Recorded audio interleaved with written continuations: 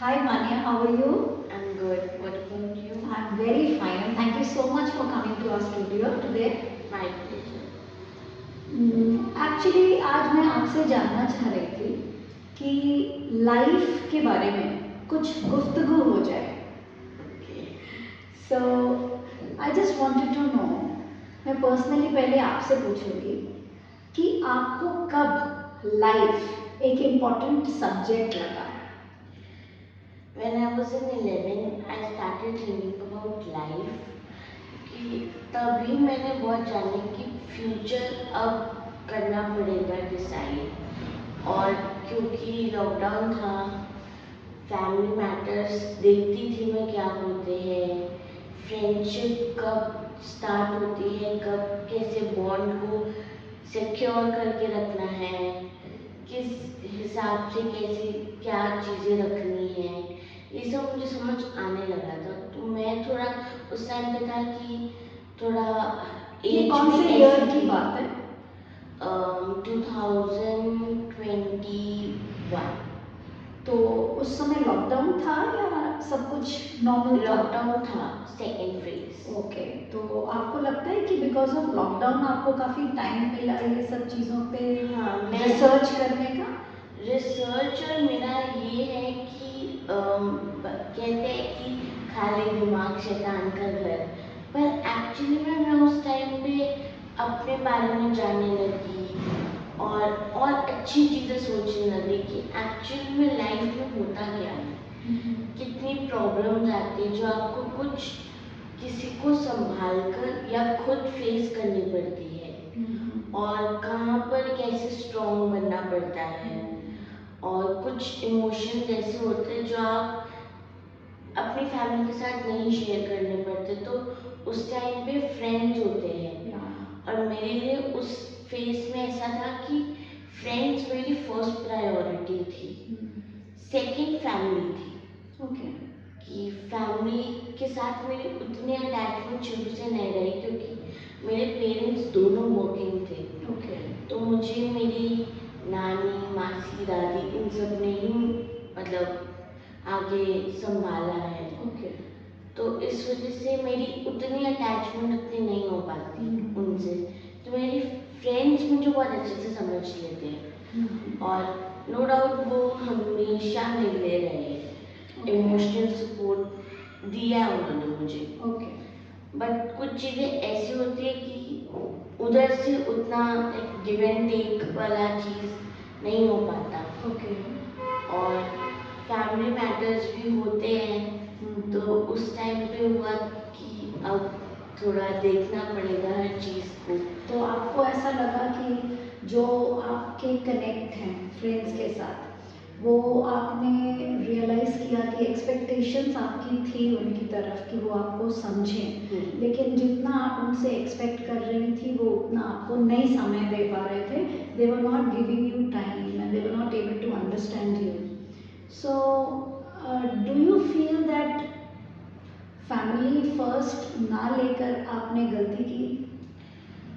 मेरे लिए अब ये था कि अब मुझे खुद ही स्टैंड लेना है मेरे लिए. अच्छा.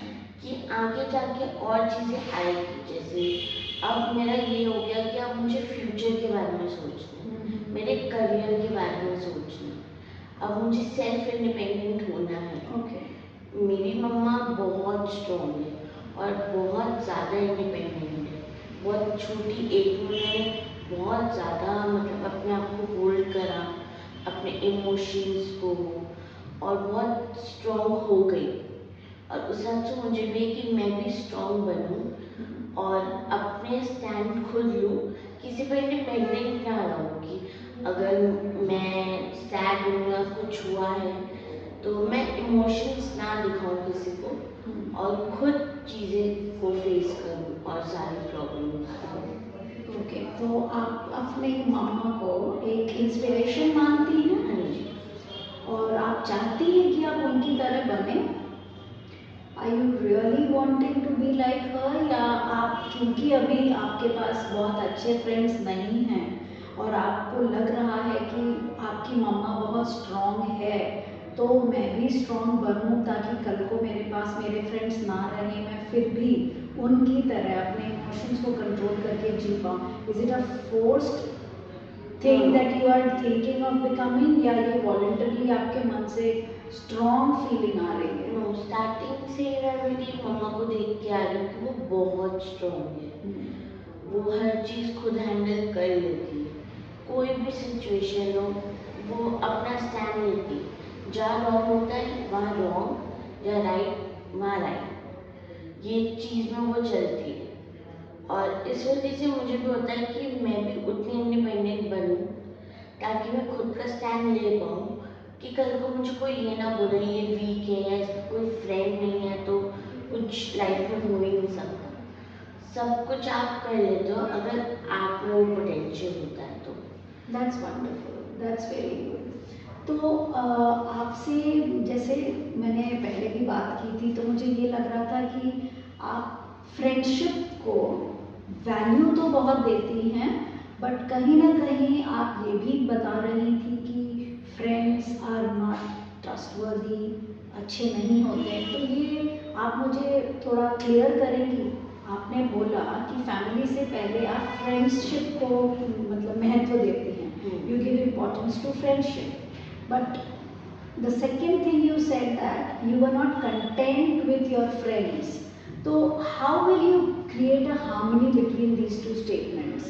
मेरा ये है कि फ्रेंड्स आप कोई होते हैं ऐसे कि वो बहुत फ्रेंड्स बना देते, फ्रेंडली होते हैं। मैं पहले बहुत इंट्रोवर्ट थी और मुझे ये था कि मेरी वाइफ जिससे मैच कर गई वो मेरा बहुत अच्छा फ्रेंड होगा, क्योंकि मैं कनेक्ट कर पाऊंगी। मेरे फ्रेंड्स नो डाउट अभी भी है, मेरे लिए अगर मैं उनको कॉल करूंगी तो होंगे, पर जब मुझे होता है कि वो मुझसे खुद चल के पूछे तो वो चीज़ नहीं दे पा रहे हो। और मुझे ये है कि फ्रेंड्स ट्रस्टवर्दी का अगर बात करें तो होते हैं ट्रस्ट, उनको मुझ पे है, मुझे उन पर है, पर लेकिन कहीं ना कहीं ऐसी सिचुएशन हो जाती है और अब जाके, क्योंकि मैं 18 की हो चुकी हूँ, तो अब रियलाइज होता है कि उनकी भी लाइफ है, अब वो भी कहीं ना कहीं बिजी है, मैं भी हूँ, लेकिन हमें अपना अगर बॉन्ड हमें सोच रखा है कि स्ट्रॉन्ग इनके साथ बनाना है तो टाइम निकालना पड़ता है, जो कि उधर से इतना नहीं आता। तो इस वजह से मेरे लिए अभी भी फ्रेंड्स बहुत इम्पोर्टेंट है, और मैं अगर कुछ भी होगा कॉल करूँ तो सब होंगे। मतलब आपका कहने का मतलब है कि टाइम निकालना पड़ता है। हाँ, हर तो चीज़ you are ready for it, मतलब आपके फ्रेंड आपसे ये एक्सपेक्ट कर सकते हैं कि अगर उनको आपसे नीड होगी तो आप कितनी भी बिजी होंगी आप टाइम निकाल लेंगे। Are you very sure about it? Yes. That time you will not give excuse कि मैं अभी बिजी थी या मैं कॉलेज में थी, मैं नहीं आ पाई? वो होगा तो मैं उनसे कनेक्ट ही नहीं करूँगी फिर, कि मुझे मेरा ये होगा कि मैंने नहीं दिया, बट कहीं ना कहीं मैं अपना 100% दूंगी कि मैं उनके लिए रहूँ। तो फिर आप ये कैसे कह रही हैं कि मैं कनेक्ट ही नहीं रखूंगी? कनेक्ट मीन्स अगर मैं फ्री हुई तो मैं उनका कॉल उठाऊंगी, बिजी भी हुई तो मैं उनके लिए एटलीस्ट उनकी बात सुनूंगी, कि अगर बहुत है तो मैं सिचुएशन हैंडल करने की कोशिश करूंगी। अगर मैं कॉलेज में या कहीं बिजी हुई तो ये तो है ही जनरल की कॉल पे ही कर पाऊंगी। नहीं, मतलब मेरा कहने का मतलब है कि कई बार ऐसा होता है ना कि हम एक्सपेक्टेशंस बहुत हाई रखते हैं कि टाइम देना चाहिए, बात सुननी चाहिए, मैं बहुत अच्छी हूँ, मैं बहुत काम ईयर्स देती हूँ, I am a very good listener. लेकिन हो सकता है दूसरी तरफ से उनके भी कुछ एक्सपेक्टेशंस होंगे आपके लिए जो फुलफिल नहीं हो पा रहे होंगे, because of which they are becoming disconnect. तो कभी बैठकर आपने उनके रिक्वायरमेंट्स के बारे में भी सोचा है? हाँ जी, इस वजह से मैं हमेशा ये नहीं कि मैं फाइट करने लग जाऊँ कि तुमने मुझे टाइम नहीं दिया, मेरी तरफ से भी होता है कि मैं उनकी भी सुनूँ, कि अगर वो मेरे लिए गुड लिसनर बन रहे तो मैं भी बनूँ, कि मेरे पे कुछ ना आए, क्योंकि मैं नहीं ऐसे कर पाती कि मैं अपने आप को फर्स्ट में रखूँ और उनकी सुनूँ ना। मैं ये कोशिश करूँ कि वो मुझे टाइम दे और मैं बल्कि उनके लिए नहीं दे रही, इस वजह से वो फिर फिनिश ही हो जाता है बॉन्ड। तो मेरी होता है कि दोनों साइड से इक्वल इक्वल हो या फिर फिनिश ही हो जाए, चैप्टर क्लोज हो जाए। तो मैं गुड लिसनर और गुड स्पीकर दोनों बनने की कोशिश करती हूँ। ऐसा नहीं मैं रॉन्ग नहीं होती, मैं होती हूँ। मेरे फ्रेंड्स कभी कभार होते हैं कि तू भी इस टाइम पे नहीं थी, तो मैं उस टाइम को भी उनसे बोलती हूँ कि ये है। तो मैं भी कभी कभार रॉन्ग होती हूँ और मैं भी कभी कभार उनके लिए बिजी तो नहीं बट नहीं हो पाती। अच्छा, एक और बात बताइएगा मान्या, कुछ लोग बोलते हैं कि मेरे लिए फैमिली प्रायोरिटी है, कि कुछ भी हो जाए मैं सब कुछ सैक्रिफाइस कर सकती हूँ मगर मैं फैमिली को सैक्रिफाइस नहीं कर सकती हूँ। आप जिस जनरेशन को रिप्रेजेंट कर रही हैं, और आपने बिल्कुल ठीक बोला कि आपके पेरेंट्स दोनों वर्किंग थे, तो आप नानी दादी इन्हीं के बीच में पली हैं। आई बिलीव आज की सारी जनरेशन, आज के जो दौर है उसमें majority couples they are working, तो आपकी तरह की ही थिंकिंग उनमें भी होगी, बिकॉज दे आर एक्चुअली, मैंने उनका चाइल्डहुड क्रेच में होता है, फिर नानीज एंड मासीज के साथ होता है, बुआस के साथ होता है, तो they also are not very connected to the parents. आपकी लाइफ जिस तरीके से है, आपको लगता है कि ऐसी ही लाइफ ठीक है, सबके लिए प्रायोरिटी फ्रेंड्स ही होते हैं, या ये स्पेशली ये आप अपने बारे में बता रहे हैं? नहीं, मैं मेरी फैमिली के लिए भी हूँ। मेरे लिए फर्स्ट प्रायोरिटी फ्रेंड्स से सेकंड फैमिली थी। ये नहीं कि अगर मेरी फैमिली को कुछ हो रहा है तो मैं मतलब नहीं, फैमिली तो है कर लेके हैंडल, बड़े है सब, नहीं। मैं मेरी फैमिली के लिए कुछ नहीं सुन सकती जहाँ बात आती, भले वो फ्रेंड तो या कोई भी हो। मैं स्टैंड लूँगी मेरी फैमिली का, और मैं फैमिली से बहुत ही कनेक्ट करती हूँ क्योंकि मैं पूरा दिन अपनी फैमिली के साथ रहती हूँ। मेरा चाइल्डहुड फुल मेरी फैमिली में ही रहा है। पहले जॉइंट फैमिली थी, फिर धीरे धीरे होता नहीं, रहा। I am understanding. आपका कहने का मतलब है कि अगर फ्रेंड्स ने कॉल किया, उनको नीड हुई और पेरेंट्स ने मना कर दिया फैमिली, तो आप उस समय उनसे अगेंस्ट जाके फ्रेंड्स की मदद करोगे, उनकी बात सुनोगे, आप ये कहना चाहते हैं? ये चीज़ मैंने अपने फ्रेंड्स को पहले ही क्लियर करी हुई है कि मैं तुम्हारे साथ इमोशनली फिजिकली नहीं होंगी अवेलेबल, बट मैं तुम्हारे साथ मेंटली और इमोशनली हमेशा कनेक्ट करूँगी। मैं तुम्हारी सुनूंगी, पर तुम जब बोलोगे हमें अभी तेरी ज़रूरत है, तू आ, ये मेरी तरफ से नहीं होगा। ये मेरे सारे फ्रेंड्स को मैंने क्लियर करा है, क्योंकि मेरी फैमिली को है कि उन्होंने, उनके भी कुछ ऐसे बॉन्ड्स थे कि यही सिचुएशन उनकी भी रही है, तो वो मुझे थोड़ा नहीं बाहर जाने देते उस चीज़ की वजह से। ना मैं ऐसी हूँ कि मैं बाहर निकलती हूँ इतना, तो ये उन्हें पता है। तो इस चीज़ के लिए मेरे फ्रेंड्स नहीं मेरे को शिकायत देते हैं या करते हैं कि मतलब आपको मैंने इस टाइम पे कॉल करा था कि तू आ और तू नहीं आई, ऐसा नहीं होता। अच्छा, अब एक बात बताइए, तीन चीज़ें होती हैं लाइफ में, फैमिली, जनरल फ्रेंड्स और special friend. According to the age, according to the needs, आप स्कूल में होते हैं, फिर आप +2 करते हैं, फिर आप कॉलेज में जाते हैं, अलग अलग स्ट्रीम्स में सब बढ़ जाते हैं। फैमिली वहीं की वहीं स्टैटिक रहती है, लेकिन फ्रेंड्स चेंज होते रहते हैं। आपका क्या कहना है कि एक जनरल फ्रेंडशिप वाला जो ग्रुप है, जो हर समय एज के अकॉर्डिंगली चेंज होता रहता है, आपको हमेशा किसके वाइब्स के साथ क्या मैच कर रहा है वो आपको रेगुलर बेसिस पे देखना होता है। So do you want a group of people always being surrounded with, और you want one special relationship to be with you static as a family, जो आपके साथ पूरी लाइफ चले? जैसे आपकी फैमिली स्टैटिक है, वैसे वो रिलेशनशिप आपको ये कंफर्ट दे रहा है कि वो भी स्टैटिक है। आप किस तरीके की लाइफ लीड करना चाहेंगे, विथ वन फिक्स्ड और विथ मैनी हैप्पी? मैं लॉन्ग टर्म शिप में बिलीव करती हूँ कि जो मेरे अभी है फ्रेंड्स वो रहे, आगे मिले, बट मेरी तरफ से यही होगा कि मैं इतनी जल्दी उनके साथ कनेक्ट नहीं कर पाऊँगी। मेरे लिए जो पास्ट में है उनके साथ ही मैं आगे चलती हूँ, और जो कि मेरी एक फ्रेंड है, जो कि अब तक हमें ऑलमोस्ट 13-14 ईयर्स हो गए, हम साथ में ही हैं। होती है मिसअंडरस्टैंडिंग, सब होता है, पर हम क्लियर कर लेते। मेरे स्कूल फ्रेंड्स हैं, उन तीनों की जॉइंट फैमिली है और मेरी नहीं है, और उन तीनों के ब्रदर्स एंड सिस्टर्स सब हैं और मैं सिंगल चाइल्ड हूँ। हम लोग अभी जब से 12th फिनिश हुई है मेरी, हम लोग ऐसे मिले नहीं हैं, बहुत कम टाइम के लिए मिले हैं, एक ही बार।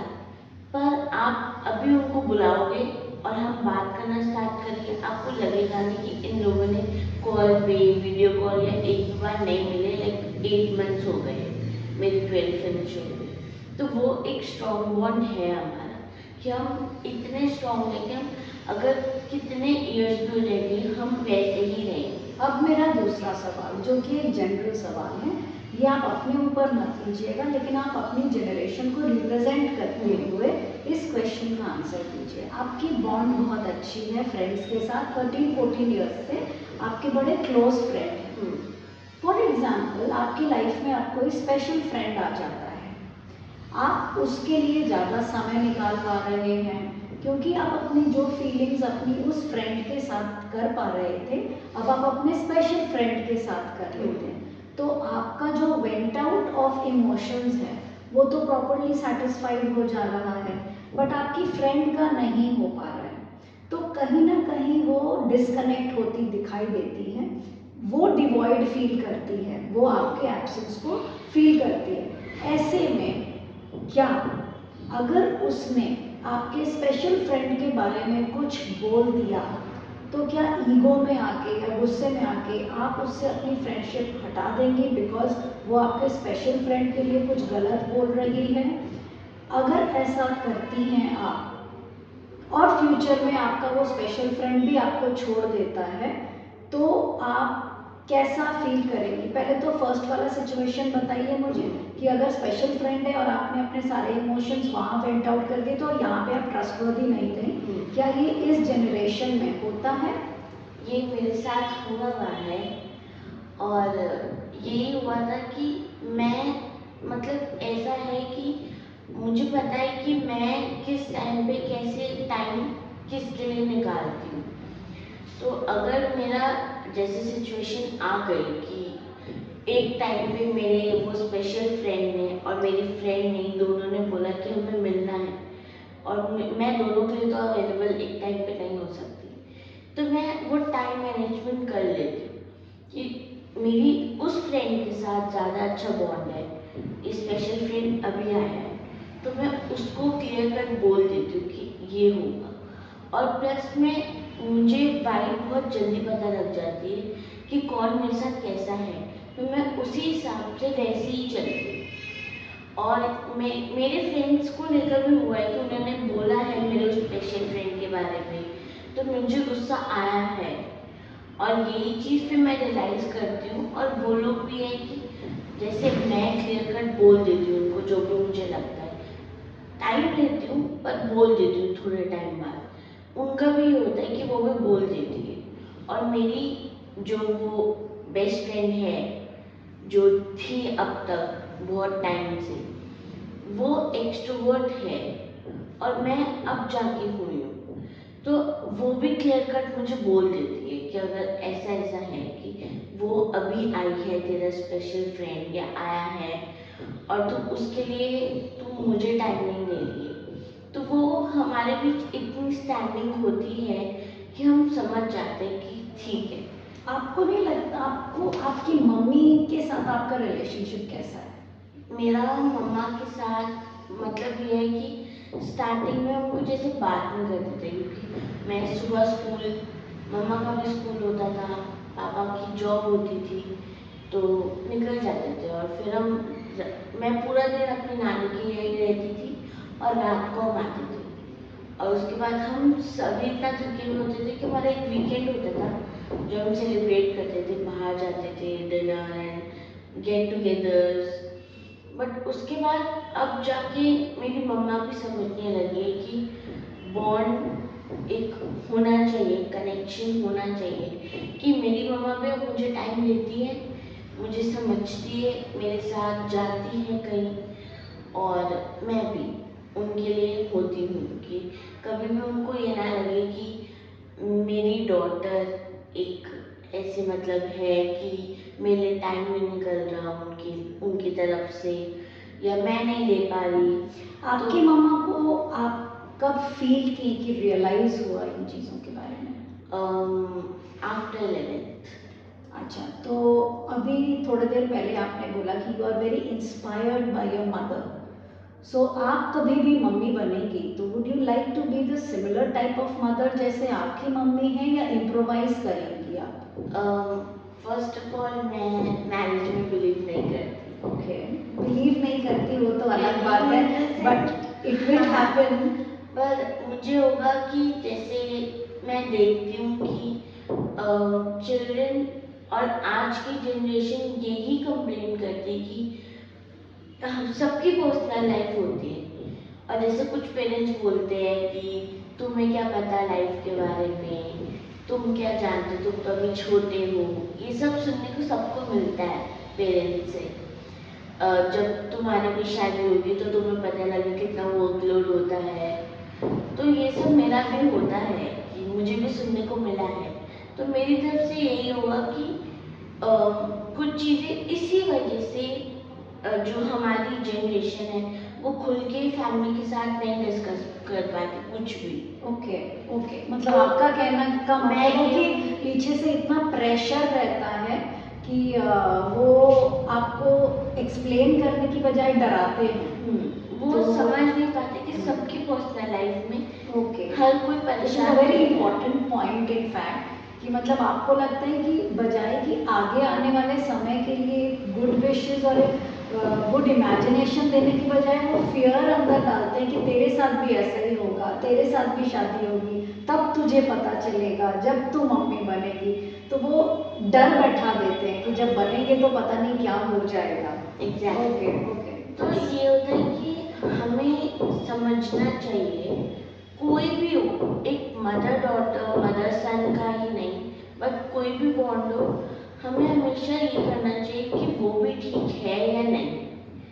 कि लाइफ में बहुत, और आजकल तो आप सभी देख रहे हो कि एक टॉपिक बहुत ज़्यादा ही चल रहा है इंस्टा पर और सोशल मीडिया पर, डिप्रेशन, Yes. मेंटल हेल्थ को लेकर।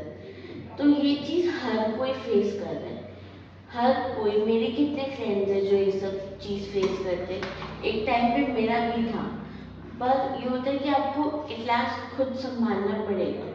आपकी भी किसी किसी चीज़ पे बहुत मिस्टेक्स हुई है कि हम एक्सपेक्टेशंस बहुत रख लेते हैं एक इंसान के साथ, और हम उनको इतना ज़्यादा लव दे देते हैं कि हमें यही नहीं होता कि वो हमें दे पा रहा है उतना लव या नहीं।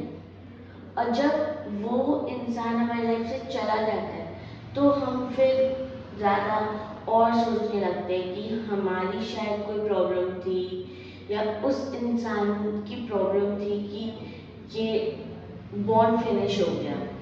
तो आजकल ये डिप्रेशन भी बहुत ज़्यादा ही मतलब प्रॉब्लम क्रिएट क्यों होता है ये डिप्रेशन की प्रॉब्लम आपके अकॉर्डिंगली? आपने जैसे बोला कि आप बहुत ज़्यादा प्यार दे देते हो, फिर एकदम से वो लाइफ में चला जाता है, वो वैक्यूम क्रिएट हो जाता है। तो वो वैक्यूम क्यों क्रिएट होता है? What is so difference between the love that you are getting from the friends and family, and what is the difference between the love that you are getting from one person? उस एक इंसान के प्यार में ऐसा क्या है कि उसके जाते ही इतने सारे लोगों का प्यार भी आपके उस वैक्यूम को फिल नहीं कर सकता? आई थिंक ये सब जो हुआ है ये लॉकडाउन में ही हुआ है। इससे पहले हमने इस ईयर में और जो प्रीवियस ईयर्स, ये 2 इयर्स रहे हैं, इसमें हमने डिप्रेशन मेंटल हेल्थ का इतना नहीं सुना था, क्योंकि लॉकडाउन में बैठे लगे, फैमिली भी थी और हमारे पास सिर्फ फ़ोन होता था, ऑनलाइन क्लासेस भी होती थी तो कोई इतना सीरियसली नहीं लेता था। तो इस वजह से लोगों ने, अब इंस्टा सब कुछ हो गया था कि अब इन्फ्लुएंसर्स और ये सब क्रिएटर्स, ये सब एक ज़्यादा ही अच्छी जॉब मिलने लग गई है। जैसे हमारी जो जनरेशन है अब वो इंस्टा से ही अपना एक जॉब एक करियर देख रहे कि हम रील्स बनाएंगे, ये करेंगे, ऐसा करेंगे। और मेरे लिए है कि मतलब अब मुझे रियलाइज होता है कि हम पहले मोमेंट्स जो भी कैप्चर करते थे वो हम एक कैमरे पे रख देते थे, क्यों? क्योंकि मेमोरी हो। बट अब रियलाइज होता है कि वो हम मेमोरी नहीं बनाते थे, वो हम सिर्फ इंस्टाग्राम में जिन लोगों को हम जानते नहीं भी है उनको दिखाने के लिए, शो ऑफ करने के और लिए that's such a wonderful note that you are giving. बहुत ही इम्पोर्टेंट मैसेज आप दे रहे हैं कि पहले आप जब रील्स माने पहले जब आप दो जने मिलते थे या जो भी सेलिब्रेशंस होता था आप उसके पिक्चर्स को कैप्चर करते थे ताकि आप उसको एज अ मेमोरी याद कर लें, लेकिन आप फिर भी उसको इंस्टा पे डाल देते थे और जो अननोन लोग हैं वो भी उसको ले देख रहे होते थे और आपको पता नहीं होता था। और मेरा यही हो गया था बीच में कि और अब क्या है इस चीज के बारे में बताइए, मतलब पहले तो ये होता था लेकिन पहले अब वो मेरे साथ मेमोरीज, ये था। अब वो मेमोरीज किस चीज में कन्वर्ट हो गई अब है? मैं मेमोरीज इंजॉय करने लगी हूँ कि इससे अच्छा जैसे हम कोई भी फूड पिक्चर देखते थे कि हम भी ऐसे बनाएंगे तो हम सबको रोक देते थे कि तुम अभी नहीं खाओगे, पहले मुझे क्लिक करने दो, इंस्टा में डालने दो, hashtag foodie, hashtag this that करके। अब मुझे होता व्हाई है इज इट हैपनिंग, लाइक इसके पीछे का क्या रीजन, मेंटालिटी क्या है, लोग ऐसा क्यों करते हैं? जैसे मैंने बोला लॉकडाउन से बहुत कुछ चेंज हुआ है, बहुत ही ज़्यादा कुछ। तो ये लॉकडाउन से हुआ है कि हम सोशल मीडिया ही था हमारे पास, जैसे टिकटॉक आया था एक टाइम पे। नहीं मतलब इसका रीजन बताइए कि आप फैमिली के साथ डिनर करने गए, आपने डिनर की पिक्स क्लिक की, आपने फैमिली का एक फोटोग्राफ क्लिक किया, why are you actually using social media to showcase whatever you did with your family? आप किसको दिखाना चाह रहे हैं और ऐसा क्यों कर रहे हैं? आजकल सब ऐसा हो गया कि अब ना बहुत सी फैमिली में भी ऐसे होता है, फ्रेंड्स में भी होता है कि कोई ऐसे ट्रस्टवर्दी नहीं रहा और हम ऑनलाइन फ्रेंड्स बनाने लगे। Okay. और शो ऑफ इतना कर जाते हैं कि तूने ये करा तो मैं भी ये करूँगी, तूने। और ये होता है कि फिर हम जो लाइफ जी रहे हैं इन्फ्लुएंसर्स की तरह, क्रिएटर्स की तरह, वो हम भी दिखाए कि हम भी आज इस कैफे गए, इस कैफे में वो गई थी या वो गया था, तो हम भी दिखाए कि हम गए। और जैसे कि हो जाता है आजकल की फॉलोअर्स इंक्रीज करने हैं, लाइक्स, और हम लाइक पॉपुलर हो और दिखाए कि देखो हम भी ऐसे गए, लाइक शो ऑफ करने। Why do they show off? What is the inner जो उनके अंदर चल रहा होता है, हम उसके डेप्थ में जाते हैं, वो ये क्यों करते हैं? Is it only for money? No, actually इसमें क्या होता है कि हम जैसे किसी को लाइक करने लग जाते हैं, सेलिब्रिटीज ले लो, तो हम उनकी स्टोरी चेक करते हैं, उनकी लाइफ में क्या चल रहा है, रूमर्स और ये सब, हम इतना ज़्यादा कनेक्ट कर जाते हैं कि हम भूल जाते हैं ये उनका एक वर्क है कि वो मूवीज करते हैं, वो भी अर्न कर रहे हैं बट हमें एंटरटेनमेंट मिल रहा है। लेकिन हम फिर भी इतना ज़्यादा लाइक कि ह्यूमन नेचर है कि हम उसकी लाइफ में क्या चल रहा है हम जाने, हमारी लाइफ में क्या अच्छा चल रहा है वो जाने। जैसे मेरे कुछ फ्रेंड्स हैं कि मैंने अपना 18th बर्थडे बहुत सिंपल बनाया था, मेरी एक फ्रेंड के साथ मैं पूरा दिन थी, लाइक आई लव नेचर, मुझे बहुत पसंद है नेचर, तो मुझे था कि मैं उसके साथ अपना फेवरेट कैफ़े गई, फिर मैं एक नेचर पार्क गई और ऐसा बना। लेकिन अब जाके रियलाइज हुआ कि वो बहुत बोरिंग था। अब मेरे सारे फ्रेंड्स क्लब में जाके, कैफ़े में जाके सेलिब्रेट कर रहे हैं अपना 18th बर्थडे, और मुझे लगता है मैंने नहीं करा, और वो स्टोरी डाल रहे हैं। और फिर अगर हम लाइक कोई कॉमन फ्रेंड मिल जाए तो हम बोलते हैं कि देख वो यहाँ कैफ़े गई थी, यहाँ गई थी, तो ये बहुत हाँ अच्छा, सो यू फील कि आपने जो किया वो आपको उस दिन बहुत अच्छा लगा, you did what you actually wanted to do, but जब आपके फ्रेंड्स ने 18th birthday clubs and pubs में डिस्क में मनाया तो उनके स्टोरीज को देख के आपको फील हुआ कि आपने बहुत बोरिंग बनाया। हाँ, but I feel you made a really different birthday, Yes, ऐसा कोई ने नहीं मनाया। एक्चुअली एक्चुअली में So अब you मैं should मुझे be happy realise about it. अब मुझे ये चीज़ रियलाइज होती है ना कि हम जो खुद के लिए कर रहे हैं हमें उसमें फोकस करना चाहिए, दूसरों की लाइफ में क्या चल रहा है हमें ये नहीं जानना चाहिए। Very true. और इस वजह से अब मेरे को लगता है कि सोशल मीडिया बहुत ज़्यादा टॉक्सिक है, बहुत ही ज़्यादा। कई बार किसी किसी के लिए अच्छा होगा कि उन्होंने ऑनलाइन फ्रेंड्स बनाए और वो बहुत ज़्यादा ट्रस्टवर्दी जेन्युइन निकले हैं। मतलब मेरी कुछ फ्रेंड्स हैं उन्होंने बनाए हैं कि वो यहाँ बैठे हैं, उनका फ्रेंड जो है वो बैंगलोर में रह रहा है और बहुत अच्छा बॉन्ड है। मेरी एक फ्रेंड है वो मेरे से जूनियर है, बट हम इतनी अच्छी वाइब मैच कर जाते हैं और मुझसे अब तक नहीं मिली, स्कूल में भी नहीं, और हम वीडियो कॉल कर रहे हैं। मैंने अपनी नॉर्मल जो मेरी पहले की फ्रेंड्स है उनसे भी इंस्टा में वीडियो कॉल नहीं करी, पर उससे मेरी इतनी अच्छी वाइब हो गई। तो किसी किसी के लिए इंस्टा बहुत अच्छा है कि जो अर्न कर रहे हैं, जो अपने ऑनलाइन फ्रेंड्स बनाए, बट मैं इतनी जल्दी सोशलाइज नहीं हो पाती। तो इस वजह से मेरे को लगता है कि कुछ कुछ के लिए बहुत टॉक्सिक है। जैसे मेरा पहले अकाउंट था उसमें मेरे 1000 फॉलोअर्स थे, बट एक टाइम पे कुछ कुछ ऐसी सिचुएशंस आ जाती है कि मुझे लगा कि नहीं, मैं उन लोगों को जानती तक नहीं, पर मुझे फिर भी है कि वो लोग कहाँ घूमने जा रहे हैं, उनकी स्टोरी देखूँ, सुबह उठते मैं उनके बारे में जानूँ, पर जो कि मुझे कि मैं मेरे बारे में क्यों नहीं जान रही। No, that's really very, very true, very true. तो इस वजह से अब मैंने भी थोड़ा फ़ोन और ये सब यूज़ करना बंद कर दिया है। सोशल मीडिया में भी हूँ पर किसी को नहीं पता मेरी उस आईडी के बारे में। तो मैं ये कि अब मैं क्योंकि अपने आप पे फोकस करूँ, क्योंकि मेरी फैमिली में सबका फ्यूचर बन चुका है, अब मुझे मेरा बनाना है, मुझे मेरे ड्रीम्स करने हैं कंप्लीट। मैं ऐसी हूँ कि मेरे को कैफ़े क्लबिंग मुझे इतनी नहीं पसंद, क्योंकि मुझे सोशलाइज होना नहीं पसंद। और मुझे है कि मैं नेचर और इन सब में करूँ, और अब मैं इतनी स्ट्रांग हो गई हूँ कि मैं अकेले कहीं भी निकल जाती हूँ।